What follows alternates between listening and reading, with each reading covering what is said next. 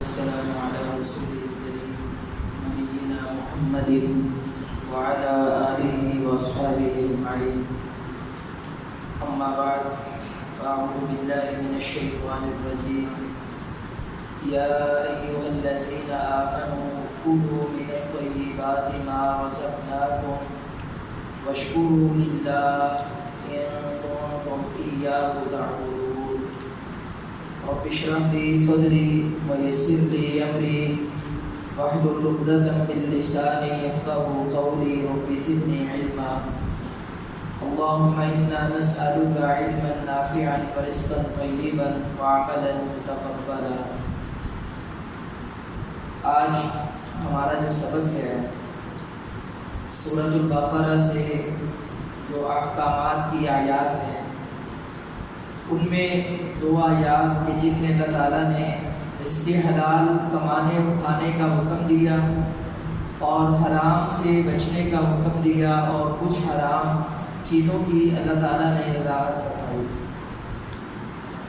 اللہ فرماتا ہے یا ایھا الذین آمنوا، اے وہ لوگوں جو ایمان لائے، کلو تم کھاؤ. ابھی ہم پڑھ رہے تھے اوپر قل، یہ دو نقطوں والا جو قاف ہے اس کا مطلب ہوتا ہے کہہ دیں، فرما دیں. اور قولو تم کہہ دو، ولا تقولو تم نہ کہو. تو یہ کہنے کے معنی میں آتا ہے کہ تم یہ بات کرو یا نہ کرو. اور یہ جو اس آیت میں ہے قولو چھوٹا کاف، اس کا مطلب ہوتا ہے کھانا. تو قاف کو اگر ہم باریک پڑھ دیں تو مطلب ہی تبدیل ہو جاتا ہے. اگر ہم پڑھ دیں قل تو اس کا مطلب ہوتا ہے تم کھاؤ، حالانکہ اللہ اوپر کہہ رہا ہے قل یعنی تم کہو. تو یہ بھی ایک فرق ہے. قلو تم کھاؤ، یا ایھا الذین آمنوا، اے وہ لوگوں جو ایمان لائے، قلو تم کھاؤ، من طیبات ان چیزوں سے جو پاکیزہ ہیں، ما رزقناکم وہ چیزیں جو ہم نے عطا کی تم کو. رزق کا مطلب ہوتا ہے عطا کرنا. ہم کہتے ہیں نا کہ یار تمہارا رزق کتنا ہے، مجھے رزق اللہ دیتا ہے. تو رزق کا لفظی مطلب ہوتا ہے عطا. تو یہ رزق جو عطا کرنے والا ہے وہ اللہ تعالیٰ ہے. اللہ تعالیٰ نے فرمایا ما رزقناکم، وہ کھاؤ کہ جو ہم نے دیا تم کو، وشکرو اور تم شکر ادا کرو، للہ اللہ کے لیے، ان اگر تم ہو، ایاہ صرف اس کی، تعبدون عبادت کرنے والے. یا ایھا الذین آمنوا، اے وہ لوگوں آمنو جو ایمان لائے ہو، کلو تم کھاؤ، من طیبات ان چیزوں سے جو پاکیزہ ہیں، ما جو رزقنا ہم نے عطا کی، تم کو، اور یہ جو واو ہے نا اس کا مطلب ہوتا ہے اور. واو اللہ کے ساتھ آ جائے، جہاں بھی آ جائے. آپ عربی پڑھتے ہو واللہ، تو اس کا مطلب یہاں اور ہوگا. اگر واللہ ہی ہوگا تو اس کا مطلب ہوگا قسم ہے اللہ کی، واللہ اللہ کی قسم. تو واو کے دو مطلب ہی ہوتے ہیں. ایک عام اگر آیت کے درمیان میں آ جائے تو اس کا مطلب ہوتا ہے اور اگر یہ اللہ کے نام کے ساتھ آ جائے اور آخر میں زیر ہو واللہ تو اس کا مطلب ہوتا ہے قسم اللہ کی. اور اشکرو تم شکر ادا کرو، للہ اللہ کے لیے، ان کنتم اگر ہو تم، ایاہ اس کی، تعبدون عبادت کرنے والے. انما صرف اور صرف، حرما اس نے حرام کیا ہے، علیکم تم پر، المیتۃ میت مردار، والدم اور خون، واللحم اور گوشت، اس کا، الخنزیر خنزیر کا، سور کا، وما اور جو بھی، اہل بہ مشہور کر دیا گیا، لغیر اللہ اللہ کے نام پر، اللہ کے علاوہ کسی کے نام پر، فمن استر پس جو مجبور کر دیا گیا، غیر باغ وہ حد سے بڑھنے والا بغاوت کرنے والا نہ ہو، ولا عاد اور نہ ہی حد سے بڑھنے والا، فلا اسم تو نہیں ہے گناہ علیہ اس پر، ان اللہ بے شک اللہ تعالی غفور بخشنے والا ہے بہت، رحیم نہایت رحم کرنے والا ہے۔ انما صرف حرم اس نے حرام کیا، علیکم تم پر، المیتۃ مردار، والدم اور خون، ولحم الخنزیر اور خنزیر کا گوشت، وما اہل بہ اور جو مشہور کر دیا گیا پکارا گیا، لغیر اللہ غیر اللہ کے لیے، فمن استر پس جو مجبور کر دیا گیا، غیر باغ نہ وہ بغاوت کرنے والا ہو، ولا عاد اور نہ ہی حد سے بڑھنے والا ہو، فلا اسم تو نہیں ہے کوئی گناہ علیہ اس پر، ان اللہ بے شک اللہ تعالی غفور بہت معاف کرنے والا، رحیم نہایت مہربان ہے۔ یہ دو آیات ہیں جس کا ہم نے کچھ بھائیوں نے آج ہم سے مطالبہ کیا کہ آپ لفظی ترجمہ ذرا بار بار رپیٹ کر دیا کریں۔ تو پہلی آیت میں اللہ تعالیٰ ایمان والوں کو حکم دیتا ہے، یا ایھا الذین آمنوا اے وہ لوگوں جو ایمان لائے، کلو تم کھاؤ، کیا کھاؤ، من طیبات وہ پاکیزہ چیزیں، ما رزقناکم جو ہم نے تمہیں عطا فرمائے۔ اس سے پہلے سورۃ البقرہ میں اللہ تعالیٰ نے سارے لوگوں سے کہا یا ایھا الناس، وہاں پہ مخاطب مسلمان بھی ہیں، عیسائی بھی ہیں، یہودی بھی ہیں، غیر مسلم بھی ہیں، سارے کے سارے ہیں۔ ایھا الناس اے لوگو حلال کھاؤ، پاکیزہ کھاؤ۔ پھر اس کے بعد اللہ تعالیٰ نے رسولوں سے کہا یا ایھا الرسل کلوا من الطیبات واعملوا صالحا، اے رسولو حلال اور پاکیزہ کھاؤ اور نیک عمل کرو۔ اب اللہ تعالیٰ نے رسولوں سے بھی قرآن میں کہا، سارے لوگوں سے بھی کہا، اور خاص کر ایمان والوں سے بھی اللہ تعالیٰ نے یہ بات کہی کہ آپ حلال اور پاکیزہ کھائیں۔ اب دو چیزیں ہیں، ایک ہے حلال اور ایک ہے پاکیزہ۔ جتنی بھی چیزیں حلال ہیں وہ پاکیزہ ہیں، لیکن جہاں پر بھی طیب کا لفظ آتا ہے تو اللہ تعالیٰ وہاں پہ اس بات کا بھی ذکر فرماتا ہے کہ وہ چیزیں کھائیں جو حلال ہیں، لیکن ساتھ ساتھ اللہ تعالیٰ نے یہ بھی فرمایا کہ جو تمہیں دل کو اچھی لگتی ہیں۔ طیب کا مطلب ہوتا ہے دل کو اچھی لگنے والی چیزیں، مطلب بعض چیزیں ایسی ہوتی ہیں جو حلال تو ہوتی ہیں لیکن وہ ہمارے دل کو اچھی نہیں لگتی۔ مثلا نبی کریم صلی اللہ علیہ وآلہ وسلم نے، سنن نبی داؤد کی حدیث ہے، آپ نے دسترخوان پہ دعوت قبول فرمائی، اور یہ دعوت کرنے والے حضرت خالد بن ولید رضی اللہ تعالیٰ عنہ ہیں۔ آپ شام میں آپ نے نبی علیہ السلام کے حکم سے جا کے بڑا وقت گزارا، تو حضرت خالد بن ولید رضی اللہ تعالیٰ عنہ اس دسترخوان پہ گو، یہ جو گو ہوتی ہے نا، یہ بھون کر تیار کر کے اس دسترخوان پہ سجا دیتے ہیں اور بڑی لذت کے ساتھ اسے تناول فرماتے ہیں۔ تو نبی کریم صلی اللہ علیہ وآلہ وسلم سے بھی انہوں نے کہا کہ آپ یہ گو کھائیں۔ نبی علیہ السلام نے فرمایا کہ نہیں، میں نے نہیں کھائی۔ آپ نے پوچھا کہ کیا یہ حلال نہیں ہے؟ آپ نے فرمایا حلال ہے۔ کہا کہ چونکہ ہمارے علاقے میں نہیں پائی جاتی اس لیے میں نے نہیں کھانی، میری طبیعت مائل نہیں ہوتی۔ بات سمجھ آئی؟ بعض چیزیں حلال ہوتی ہیں لیکن ان پر دل مائل نہیں ہوتا۔ ابھی آپ چلے جائیں افریقہ میں اور اس سے آگے عرب میں چلے جائیں تو آپ کو کئی علاقے شام وغیرہ کے ایسے ملیں گے کہ جہاں بھی یہ گو نکالی جاتی ہے بلوں سے اور اس کو پکا کے کھایا جاتا ہے، بڑے شوق سے کھاتے ہیں۔ اور جس طرح آپ کی سری پائے کی دکانوں پہ پائے لٹکے ہوتے ہیں نا، اس طرح یہ گو لٹکی ہوتی ہے، لوگ جاتے ہیں لیتے ہیں، اس کا گوشت بنواتے ہیں اور کھاتے ہیں۔ اب یہ جو جتنے بھی یہ علاقے ہیں عرب سے پار افریقہ تک، ان علاقوں میں جانوروں کے پائے نہیں کھائے جاتے، اور وہ ہمیں بیوقوف سمجھتے ہیں. وہ کہتے ہیں یہ پائے کھانے والی قوم ہے, ناشتہ بھی سری پائے, رات کو بھی سری پائے, ساری رات سری پائے کی دکانیں چلتی ہیں, وہ پائے نہیں کھاتے اور ہم دو نہیں کھاتے. ہمیں کوئی بندہ دو سامنے رکھتے تو جو روٹی کھانے کی تمنا ہوگی وہ بھی ختم ہو جائے گی.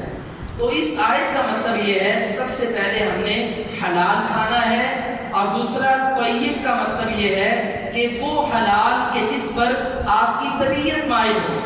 زبردستی اپنے ساتھ نہیں کرنی. جو آپ کے علاقے میں جس طرح کا کھانا تیار ہوتا ہے اور جو چیزیں آپ کے علاقے میں رائج ہے, ایک رواج چلتا ہے, آپ وہ چیزیں کھائیں. کلوا من طیبات, کھائیں پاکیزہ ما رزقناکم, وہ جو ہم نے آپ کو عطا کی. اب اللہ تعالیٰ حلال کے ساتھ ساتھ اس بات کا بھی ذکر کرتا ہے کہ یہ جو رزق حلال تمہارے پاس ہے یہ تمہارا اپنا کوئی کمال نہیں ہے, بلکہ ما رزقناکم, ہمیشہ تمہیں کھانے پینے کے دسترخوان پر جب بھی بلایا جائے, 3 وقت کا جب بھی تم کھانا کھاؤ تو یہ یاد رکھنا یہ تمہاری محنت کا صلہ ہے, اور یہ دینے والا کون ہے؟ اللہ تعالیٰ. جب تک بندہ یہ کہتا ہے کہ یہ رزق مجھے اللہ دے رہا ہے, یہ اس کا ایمان اور اس کا عقیدہ ہے, تو اللہ تعالیٰ اس کو اور دیتا ہے. اور جب اس کے اندر گھمنڈ پیدا ہو جائے کہ میری صلاحیت, میں چونکہ انجینئر ہوں, میں چونکہ ڈاکٹر ہوں, میری اتنی تنخواہ ہے, یہ آسائشیں, یہ گھر بار, یہ کھانے پینے, یہ طرح طرح کی ڈش, یہ سب کچھ میری محنتوں کا صلہ ہے, تو اللہ تعالیٰ جو رزق دیا بھی ہوتا ہے وہ بھی بندے سے چھین لیتا ہے.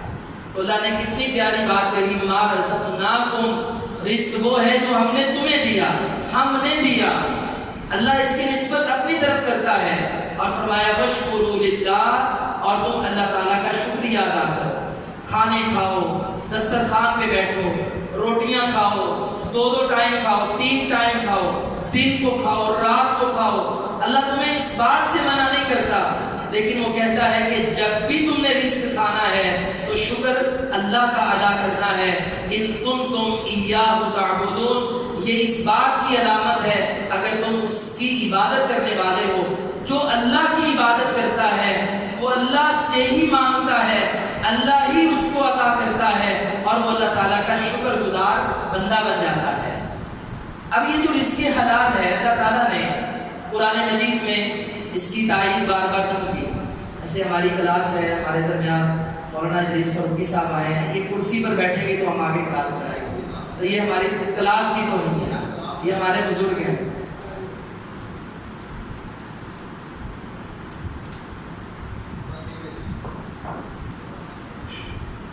تو اللہ تعالیٰ نے قرآن مجید میں اتنی تاکید بیان فرمائی, رسولوں سے کہا کہ تم حلال کھاؤ, ایمان والوں سے کہا تم حلال کھاؤ, پھر ساری انسانیت سے کہہ دیا تم حلال کھاؤ. یہ جو حلال اور حرام کی تقسیم ہے اللہ تعالیٰ نے صرف مسلمانوں کے لیے نہیں بنائی بلکہ ساری دنیا کے لیے بنائی ہے. اب جو ہمارے درمیان کرونا وائرس ہے, اس کا آغاز چین کے علاقے ووہان سے ہوتا ہے اور یہ پوری دنیا میں پھیلتا ہے, اور اس کا سبب جو تلاش کیا جاتا ہے وہ یہ کہ ان لوگوں نے پوری دنیا میں, عیسائیوں نے حلال حرام کی کچھ تمیز رکھی, یعنی ان کے پاس آج بھی بائبل ہے اور وہ اس سے کچھ نہ کچھ اس پر عمل کرتے ہیں, اور دنیا میں کسی نہ کسی مذہب والوں نے کچھ نہ کچھ حلال حرام کی تمیز رکھی. لیکن یہ ایسے اللہ کے منکر لوگ ہیں کہ انہوں نے حلال اور حرام کی ساری حدود پار کر دی. حشرات کو دیکھا تو انہیں کھا لیا, سمندر کی ساری مخلوقات کو دیکھا تو انہیں کھا لیا, سور خنزیر کو دیکھا تو انہیں کھا لیا. کوئی چیز اپنے لیے جاندار انہوں نے حرام سمجھی ہی نہیں. نتیجہ یہ نکلا کہ آج یہ بیماریوں کا شکار ہو گئے, نہ صرف خود بلکہ ان کی وجہ سے اور لوگ بھی آزمائش میں پڑ گئے. اور اگر یہ لوگ اللہ تعالیٰ کے حکم کو مانتے, حلال حرام کی تمیز کرتے تو بیماریوں سے محفوظ رہتے. اللہ نے نبیوں سے کہا یا ایھا الرسل کلوا من الطیبات واعملوا صالحا, رسولو حلال کھا لو, نیک عمل کر لو. اب اس کا مطلب کیا ہے؟ حلال کھاؤ گے تو نیک عمل کرو گے. رزق حلال کا ری ایکشن ہے, ہر چیز کا ایک رد عمل ہوتا ہے. کہا رزق حلال کا یہ ری ایکشن ہے کہ انسان جب حلال کھاتا ہے تو رد عمل میں اچھے کام کرتا ہے، اور جب وہ حرام کھاتا ہے، پیٹ میں حرام ہوتا ہے، تو رد عمل میں وہ غلط کام کرتا ہے۔ اور اللہ نے اس کی بڑی پیاری مثال قرآن مجید 7ویں پارے میں دے دی۔ فرمایا آدم کے 2 بیٹے تھے، ایک کا نام حابیل تھا، دوسرے کا نام قابیل تھا۔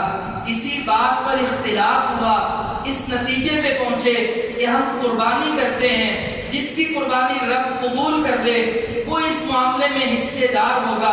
فرمایا ایک کی حابیل کی قربانی اللہ نے قبول کر لی، اور قابیل جو قاتل تھا اس کی قربانی اللہ تعالیٰ نے ریجیکٹ کر دی۔ اب اللہ تعالیٰ نے ساتھ یہ فرمایا کہ ہم نے اس کی قربانی کیوں قبول کی؟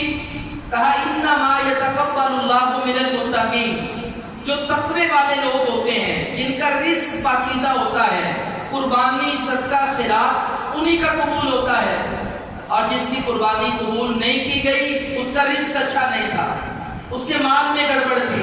اب جس کی قربانی قبول ہو گئی اور جس کی نہیں قبول ہوئی، جس کے پیٹ میں حلال کا رزق تھا اس کا بھی رد عمل دیکھ لیں، اور جس کے پیٹ میں حرام کا رزق تھا اس کا بھی رد عمل دیکھ لیں۔ حرام کھانے والا مال میں میسج تھی، رب نے قبول نہیں کیا۔ قربانی والا عمل اس نے کہا کہ اب میں تجھے قتل کر دوں گا۔ جس کے پیٹ میں حرام ہے وہ قتل کرنے تک آ گیا، اور جس کے پیٹ میں حلال تھا اس نے کہا تو مجھے قتل کرے، قتل کرنا تو دور کی بات، میں اپنا ہاتھ بھی تیری طرف نہیں بڑھاؤں گا۔ قتل ہونا گوارا ہے لیکن غلط کام کرنا گوارا نہیں ہے۔ تو اللہ تعالیٰ نے کتنی پیاری مثال دے دی کہ رزق حلال جس کے پیٹ میں ہوتا ہے اس کی اولادیں امام بخاری جیسی پیدا ہوتی ہیں، حسنین کریمین جیسی پیدا ہوتی ہیں، حابیل جیسی پیدا ہوتی ہیں۔ اور جس کے پیٹ میں رزق حرام ہو اس کا رد عمل بھی غلط نکلتا ہے، اور قیامت تک کے لیے وہ لوگوں کے گناہوں کا بوجھ اٹھاتا ہے۔ جیسے نبی علیہ السلام نے فرمایا کہ قابیل اس نے ناحق قتل کرنے کی ابتدا کی، قیامت تک جتنے بھی قتل ہوں گے اللہ تعالیٰ ان سب کا گناہ اور اس سب کا وبال اس بندے پر بھی ڈالے گا، اور اسے بھی اس کا گناہ ملے گا۔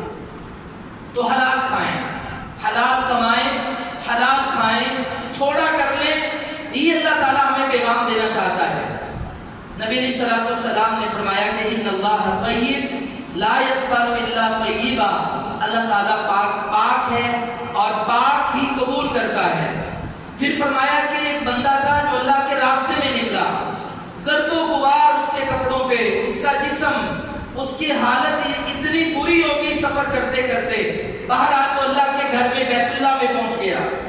یہ سفر حاجی ہو سکتا ہے، حج کرنے کے لیے گیا، گرد و غبار سے، تھکاوٹ سے چور، کہا وہاں پہ جا کے اللہ سے کہتا ہے یا رب یا رب یا رب، حدیث کے الفاظ، اللہ میری یہ بھی حاجت، میری یہ بھی حاجت، میری یہ بھی ضرورت۔ اللہ تعالیٰ نے جواب دیا مطعمک حرام وملبسک حرام وغذی بالحرام، لباس تیرا حرام کا ہے، کھانا جو تو کھا کے آج اتنا جوان ہو کے آیا یہ حرام کا ہے، تجھے جو غذا دی گئی بچوں کا جو رزق تھا وہ بھی حرام کا تھا۔ اب اللہ تیری دعائیں کیسے قبول کر لے؟ فرمایا جس کے پیٹ میں ایک لقمہ بھی حرام کا ہے اس کی نماز 40 دن تک اللہ قبول نہیں کرتا، اس کا حج بھی اللہ تعالیٰ کیسے قبول کرے؟ تو رزق حلال کی اتنی تاکید کی گئی، اتنی تاکید کی گئی، اور اس آیت میں بھی اللہ تعالیٰ نے اسی بات کا تذکرہ کیا ہے ایمان والو کلوا من طیبات ما رزقناکم، کھاؤ پاکیزہ رزق جو ہم نے حلال کیا اور ہم نے تمہیں عطا کیا، واشکروا للہ، جو بھی کھاؤ جو بھی اللہ کی نعمت کو استعمال کرو عادت بنا لو، نہ شکری نہیں کرنی بلکہ اللہ کا شکر ادا کرنا ہے، ان کنتم ایاہ تعبدون، اگر تم اسی کی عبادت کرتے ہو۔ اس کے بعد دوسری آیت میں اللہ تعالیٰ نے حرام کی وضاحت فرما دی۔ مشرکین مکہ کا یہ طرز عمل تھا، جو چیزیں اللہ تعالیٰ نے انسانوں کے لیے حرام ٹھہرائیں انہوں نے اس کو حلال کر لیا، اور جن چیزوں کو اللہ تعالیٰ نے حلال ٹھہرایا اپنی مرضی سے انہیں حرام کر دیا۔ اللہ تعالیٰ نے قرآن مجید میں یہ جو چیزیں اگلی آیت میں آ رہی ہیں ان کو حرام ٹھہرایا، اور پھر نبی صلی اللہ علیہ وآلہ وسلم کے ذریعے کچھ اور بھی ایسی چیزیں بتا دی، کہا یہ حرام اس کے علاوہ باقی سب کچھ حلال ہے۔ عبادت جو اللہ تعالیٰ کی ہم عبادت کرتے ہیں اس کے بارے میں اسلام کا قاعدہ یہ ہے کہ عبادت کے معاملے میں سب کچھ حرام ہے، صرف وہ کرنا جائز ہے جس کا اللہ اس کے رسول نے حکم دیا۔ جو ہمیں حکم مل گیا وہ کرنا ہے، باقی سب ختم، وہ نہیں کر سکتے ہم۔ اچھا، کھانے پینے کے بارے میں اسلام کا یہ قاعدہ ہے کہ جس کے بارے میں رب نے بتا دیا یہ حرام ہے، بس وہ حرام ہے، اس کے علاوہ باقی سارا کچھ حلال ہے۔ عبادت میں سب کچھ حرام، جو کرنے کا حکم دیا، نماز پڑھو، حج کرو، صدقہ و خیرات دو، یہ جائز۔ اور کھانے پینے کے بارے میں جن چیزوں کا اللہ نے ذکر کر دیا، نبی علیہ السلام نے کر دیا، یہ حرام ہے، اس کے علاوہ باقی سب کچھ جائز اور حلال ہے۔ فرمایا انما، صرف اور صرف حرم، اس اللہ نے حرام کر دیا، علیکم، تم پر، المیتۃ، مردار کو۔ اب یہ جو مردار ہے، میت ہے، اس سے مراد حلال جانور بھی ہیں، حرام تو کھا نہیں سکتے، حرام زندہ بھی ہو یا مرا ہو وہ تو برابر ہے، لیکن اللہ تعالیٰ نے قاعدہ دیا کہ جب بھی تم حلال جانور کو ذبح کرنے لگتے ہو، اس کا نبی صلی اللہ علیہ وسلم نے طریقہ بتا دیا، اچھے طریقے سے اسے لٹاؤ، چھری پھیرو اور اس کا اچھی طرح خون بہا دو، پھر اس کے بعد تم اسے کھا سکتے ہو۔ اب اگر کوئی جانور حلال ہے، ذبح کرنے سے پہلے مر گیا، مردار ہو گیا، اب یہ ہمارے لیے جائز نہیں ہے۔ انما حرم علیکم المیتۃ، مردار، بکرا مر گیا ذبح کرنے سے پہلے، چونکہ مر گیا ہے، حرام ہے۔ اونٹ مر گیا ہے، حرام ہے۔ گائے مر گئی ہے، حرام ہے۔ حلال جانور اگر ذبح کرنے سے پہلے مر جائے تو وہ مردار ہے، اور مردار ہر قسم کا اللہ تعالیٰ نے حرام کر دیا ہے، سوائے سمندر کے بارے میں نبی صلی اللہ علیہ وسلم نے اس کی وضاحت فرما دی۔ آپ نے فرمایا سمندر کا مردار بھی اللہ تعالیٰ نے تمہارے لیے حلال کر دیا ہے۔ مچھلیاں ملیں، جھینگے ملیں، سمندر کی مخلوقات میں مچھلی کی جتنی اقسام ملیں، اس کو پکڑ کے ذبح کرنا ضروری نہیں ہوتا، اگر یہ سمندر کے کناروں پہ مردار بھی پائی جائیں تو تمہارے لیے حلال ہے۔ اس کے علاوہ زمین پر چلنے پھرنے والے جتنے جانور ہیں، اگر وہ ذبح کرنے سے پہلے مر گئے تو وہ مردار ہے، اور ہر قسم کا ایسا مردار اللہ تعالیٰ نے حرام کر دیا۔ اس کے بعد فرمایا دوسری چیز، والدم، خون بھی اللہ تعالیٰ نے حرام کیا۔ جب ہم جانور کو ذبح کرتے ہیں تو جانور سے خون بہتا ہے۔ اب یہ جو خون ہے، اللہ تعالیٰ نے اس کو ہمارے لیے کتنا مفید بنایا، اس عمل کو، کہ خون بہتا ہے جانور کے رگ و ریشے سے، ایک ایک جز سے، بیماریاں ہیں اس کے اندر کیا کچھ تھا کوئی پرواہ نہیں، وہ سارا خون کے ذریعے اللہ تعالیٰ نے باہر نکال کر جانور کو ہمارے لیے کھانے پینے کے قابل بنا دیا۔ اب جانور چاہے بیمار تھا لیکن ہم نے اسے ذبح کر دیا، اب یہ گوشت ہمارے کھانے کے قابل ہو گیا۔ فرمایا والدم، اور یہ جو خون نکلتا ہے، خون کو بھی اللہ تعالیٰ نے حرام قرار دے دیا ہے، نہ اس کو آپ پی سکتے ہیں نہ ہی اس کو آپ استعمال کر سکتے ہیں۔ تیسری چیز ولحم الخنزیر، لحم گوشت کو کہتے ہیں، خنزیر کا گوشت، ولحم الخنزیر، اور اللہ تعالیٰ نے خنزیر کا گوشت بھی حرام کر دیا۔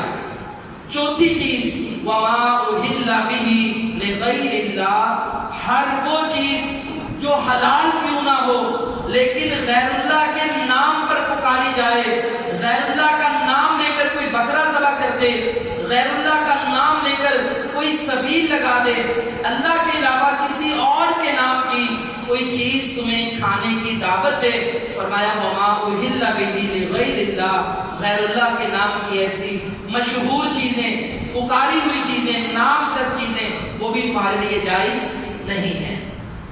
اس آیت مبارکہ میں اللہ تعالیٰ نے 4 چیزوں کی وضاحت فرمائی۔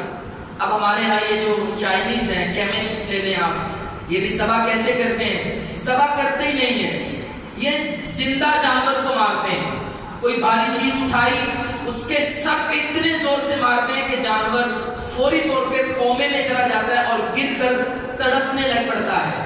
جب وہ مر جاتا ہے تو پھر اس کا گوشت کاٹتے ہیں، جبکہ ہمیں شریعت نے بتایا کہ نہیں، اس کو لٹاؤ، اس کی گردن پہ چھری چلاؤ، اس کا سارا خون باہر نکلے، اور جو جو چیزیں ہمارے لیے نقصان دیتی اللہ نے اسے ہمارے لیے حرام ٹھہرا دیا۔ اب یہ جو سور ہے اس کو بھی اللہ تعالیٰ نے ہمارے لیے خنزیر کو حرام ٹھہرایا۔ کس لیے؟ خنزیر میں سب سے بڑی بیماری ہے، سب سے بڑی بیماری یہ ہے کہ خنزیر ہم جنس پرست ہوتا ہے، مذکر مؤنث کی تمیز نہیں کرتا، لواطت کرتا ہے۔ یہ چیز آپ کو کسی جانور میں نہیں ملے گی۔ حلال جو اللہ نے جانور بنائے ہیں، بکرے لے لیں، بھینس لے لیں، گائے لے لیں، گھوڑے لے لیں، یہ کبھی بھی مذکر سے جفتی نہیں کرے گا۔ کوشش کر سکتے ہیں، عملاً یہ کام نہیں کر سکتے، یہ اللہ تعالیٰ نے ان کی فطرت میں شامل کی ہے۔ خنزیر جو ہوتا ہے، اس کو کھانے والے، اس کو استعمال کرنے والے، آج یہ دنیا کے بدترین جتنے لوگ ہیں یہ سارے کے سارے اس لواطت میں بھی مبتلا ہیں اور ہم جنس پرستی میں بھی مبتلا ہیں۔ تو اللہ تعالیٰ نے ایمان والوں کو، انسانوں کو اس جانور کا گوشت کھانے سے منع کیا، کیونکہ انسان جو گوشت کھاتا ہے، جس جانور کا کھاتا ہے، اس جانور کی عادات اور اس کا مزاج یہ انسان کے اندر منتقل ہوتا ہے۔ ہم بکرا کھاتے ہیں، یہ وحشی نہیں ہوتا، کبھی بکرے نے کسی کو نقصان نہیں دیا۔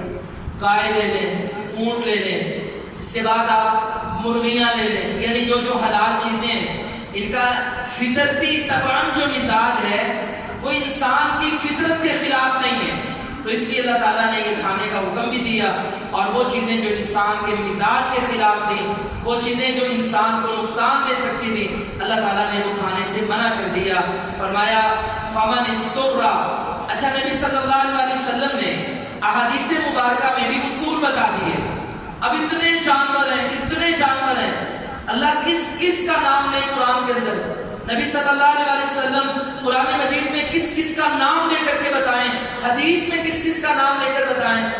ایک فلسفی آدمی نے حضرت علی رضی اللہ تعالیٰ عنہ کو پھنسا دیا۔ پھنسایا کیسے؟ کہنے لگا علی، سنا ہے آپ کے پاس بڑا علم ہے، آپ مسلمانوں کے بہت بڑے عالم ہیں، ہمیں ایک مسئلہ بتا دیں۔ کہا کون سا مسئلہ؟ کہنے لگا کہ بھئی کون سے جانور انڈے دیتے ہیں اور کون سے بچے دیتے ہیں۔ اب اس کا یہ اندازہ تھا کہ حضرت علی کو میں نے پھنسا دیا ہے، کس کس کا نام لیں گے؟ بھئی مرغی انڈا دیتی ہے، کبوتری انڈا دیتی ہے، یہ جوڑے ہیں، یہ جانور ہیں، ان کے یہاں بچے ہوتے ہیں، ان کے انڈے ہوتے ہیں۔ اس نے سوچا کہ یہ تو کس کس کا نام بتائے گا، کسی کا تو چھوڑے گا اور میں پکڑ لوں گا، بھئی کیسا تمہارا علم ہے؟ حضرت علی رضی اللہ تعالیٰ نے اصول بتا دیا۔ آپ نے فرمایا کہ جن جانوروں کے کان جسم سے باہر ہوتے ہیں وہ بچے پیدا کرتے ہیں، اور جن جانوروں کے کان جسم کے اندر ہوتے ہیں، باہر کان نہیں ہوتے، وہ انڈے دیتے ہیں۔ کبھی مرغی کے کان دیکھے ہیں کسی نے؟ کبوتری کے کان دیکھے ہیں؟ ان پرندوں کے کان تو نہیں نہ دیکھے۔ کہا جن کے کان جسم کے اندر ہی ہیں، باہر نہیں نکلے ہوئے، وہ انڈے دیتے ہیں، اور جن کے باہر نکلے ہیں بچے دیتے ہیں۔ یہ اصول ہر جگہ پہ جا کر اپلائی کرتے جاؤ، تجھے میرے سوال کا جواب ملے گا۔ تو قرآن مجید اور اسلام اصولوں کا دین ہے۔ یہ قرآن ایک جامع کتاب ہے، اللہ تعالیٰ نے اصول بتا دیے، نبی صلی اللہ علیہ وسلم نے بھی اصول بتا دیے کہ جن اصولوں سے ہمیں یہ بات سمجھ آئی۔ آپ نے پہلا اصول بتایا، فرمایا ہر کچلی والا جانور اللہ نے حرام کر دیا ہے۔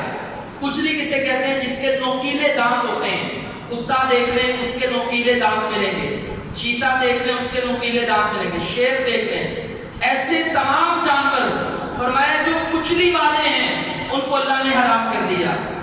پھر آپ نے فرمایا دوسرا اصول یاد کر لو، ہر وہ جانور جو پنجے سے شکار کرتا ہے وہ بھی اللہ نے حرام کر دیا۔ باز دیکھ لیں پنجے سے شکار کرتا ہے وہ حرام ہے، چیتا دیکھ لیں کچلی والا بھی ہے پنجے سے بھی شکار کرتا ہے وہ حرام ہے۔ تو نبی صلی اللہ علیہ وسلم نے کہا قرآن مجید میں 4 چیزیں اللہ نے بیان کی، مردار حرام، خون حرام، خنزیر کا گوشت حرام، غیر اللہ کی نام کی چیزیں حرام۔ 5ویں چیز نبی علیہ السلام نے بیان کر دی، کہا ہر کچلی والا جانور حرام، ہر پنجے سے شکار کرنے والا جانور حرام، اور اس کے علاوہ آپ کو جتنے جانور ملے وہ سارے کے سارے اللہ تعالیٰ نے حلال ٹھہرا دیے ہیں۔ اس کے بعد اللہ فرماتا ہے فَمَنِ اسْتُرَّ۔ بعض دفعہ حالت ایسی ہوتی ہے کہ تمہیں حلال کھانے کو نہ ملے، تم مجبور جاؤ، بھوکے ہو، جہاد کے اندر ہو، کشمیر کی وادیوں میں ہو، افغانستان میں ہو، برما میں ہو، مسلمانوں پہ کوئی اسیری ظلم کا جبر اور یہ تسلط ہے، کرفیو ہے، حلال چیزیں کھانے کے لیے ختم ہو گئی ہیں۔ فرمایا جو مجبور کر دیا گیا، فامن استرا، اتنا مجبور کر دیا گیا اسے کھانے کے لیے کچھ نہیں مل رہا، اب اس کی موت واقع ہو سکتی ہے۔ فرمایا ہاں اس بندے کو صرف یہ حرام کھانے کی اجازت ہے، اور وہ بھی کتنا کھائے گا؟ غیر باغ، بغاوت کرنے والا نہیں ہوگا، ولا عاد، حد سے بڑھنے والا نہیں ہوگا، اتنا کھا لے کہ جس سے اس کی جان بچ جائے، پیٹ بھر کر کھانے کی اسے اجازت نہیں ہے۔ اور ساتھ ہی کہہ دیا فلا اسم علیہ، ایسے بندے پر گناہ تو نہیں ہے، یعنی مجبوری کی حالت میں کھانے کے لیے کچھ نہیں مل رہا تھا، حرام اس نے کھا لیا، یہ کافروں کے ملک میں رہتا تھا، اس کے پاس پیسے نہیں رہے کہ یہ کچھ کما لے، جیسے آج کل کورونا کی وجہ سے انگلینڈ میں، برطانیہ میں، امریکہ میں بڑے اوورسیز پاکستانی، اوورسیز مسلمان آج کل نوکریاں نہیں ہیں، حالات سے تنگ ہیں، کرفیو میں ہیں، کھانے کے لیے کچھ نہیں ملتا۔ اب ان کا کوئی ہمسایہ ہے، وہ عیسائی ہے، اس نے خنزیر کا گوشت پکایا ہوا ہے اور یہ مرنے کے قریب ہے، تو اللہ کہتا ہے ہاں تیرے لیے جائز ہے اتنا کہ تو جان بچانے کے لیے تھوڑا سا کھا لے، نہ تو بغاوت کرنے والا ہو کہ پھر وہ حرام کھانا شروع کر دے، وہ شراب پینا شروع کر دے، اور نہ ہی تو حد سے بڑھنے والا ہو۔ تیرے پہ گناہ تو نہیں ہے، لیکن اس کے باوجود ان اللہ غفور الرحیم، بے شک اللہ تعالیٰ بڑا ہی معاف کرنے والا، بڑا رحم کرنے والا ہے، تو نے پھر بھی اللہ تعالیٰ سے توبہ ضرور کرنی ہے، یعنی یہ حرام کھانے کے باوجود بھی اللہ تعالیٰ سے معافی مانگنا، استغفار کرنا، یہ بھی لازمی ہے۔ آج کے اس تفسیر کے سبق میں ہم نے دو چیزیں پڑھی، اللہ تعالیٰ حلال پاکیزہ اور جو دل کو اچھا لگتا ہے وہ کھانے کا حکم دیتا ہے، اور جو جو چیزیں حرام ہیں اللہ تعالیٰ نے اس کی وضاحت فرما دی اور کہا ہاں حرام تم اس صورت میں کھا سکتے ہو کہ جب جان بچانی ہے۔ بعض علماء فرماتے ہیں کہ جان بچانے کے لیے حرام کھانا فرض ہے، یعنی جب جان بچانی ہو نا، بندہ بھوک سے مر رہا ہے، دشمن کے کریک ڈاؤن میں آ گیا ہے، کھانے کے لیے کچھ نہیں ملتا، جنگل میں ہے، وہ بڑا سانپ مل گیا ہے، یا آپ یہ ویڈیوز دیکھتے ہیں SSG کمانڈوز، وہ یہ سانپ کا اگلا سر اتار کے پیچھے کھا رہے ہوتے ہیں، یہ مرغی ذبح کرتے ہیں تو اس کا خون پی رہے ہوتے ہیں، تو وہ ریہرسل کرواتے ہیں کہ جب کھانے پینے کے لیے پانی کی بوند کو بندہ ترس جائے تو پھر جنگلوں میں کوئی جانور ملے اس کا خون پی کر جان بچا لو، اس کا گوشت کھا کر جان بچا لو۔ تو اللہ تعالیٰ فرماتا ہے جب جان کا خطرہ ہو، کچھ ملے نا، تو ایک لمٹ میں رہ کے تم کچھ کھا بھی سکتے ہو، اور اللہ تعالیٰ سے تم نے مغفرت طلب کرنی ہے، اور ہمیں اس بات کا درس دیا کہ حلال کھاؤ اور حلال کماؤ۔ امام بخاری رحمۃ اللہ علیہ، ان کے والد محترم آخری سانسوں پہ تھے۔